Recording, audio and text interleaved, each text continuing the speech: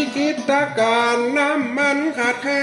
นทั่วไทยแลนด์ก็ประสบปัญหาปั๊มใหญ่ปั๊มน้อยตั้งกฎกติกากำหนดราคาบ่เกิน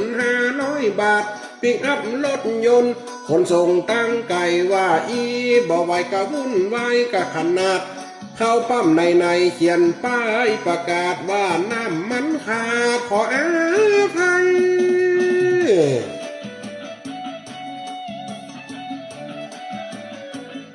เดือดการวุ่นวายประเทศไทยทุกที่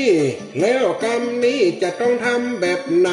บัลลังก์จะปิกไปขี่ล้อควายบันเดือจะเผาผีตายป่าซุ้มเพิงใส่ล่องน้ำมันบ่มีฮดมดบ่หูเนี่ยใดต้องใจนิ้วว่าไฟเพื่อลุกไม่ช่องจองจิมกันและน้องกูเรื่องน้ำมันแปลงแย่งกันสุดฤทธิ์บางปั๊มก็ต้องปิดหมดบ่มีใครรู้กันเติมรถติดเงาเป็นสายวุ่นวายตั้งก่อนไงเมื่อเจ้าพอเข้าไล่วันเดือดกันในเมืองไทยเขาจอดปั๊มในเรือกระทางเป้าน้องพนักงานปบ่ได้กินข้าวยืนจนหัวเข้าปอเซ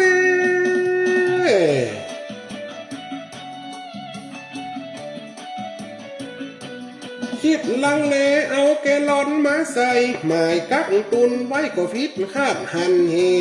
รอพอกึ่งตอนบ่ได้สักลอนสักเปว่าเวตาเตนะเดือดกันเป็นถ้อยดีเซลโซนล่าเบนซินขาดหมดเติม2 ปันเงินสดงดแค่500เสียบกันและน้องเกิดปัญหาทั่วอาณาในโลกเป็นวิปโยคเกิดขึ้นและขยายมีสงครามและการนำกระจายสหรัฐยิงใส่ประเทศอิหร่านแหล่งน้ำมันดิบเกิดการโจมตีเอฟเฟกเข้านี้เดือดสนั่นสะท้านคมนาคมต้องหยุดสามัญเพราะว่าน้ำมันนาเป็น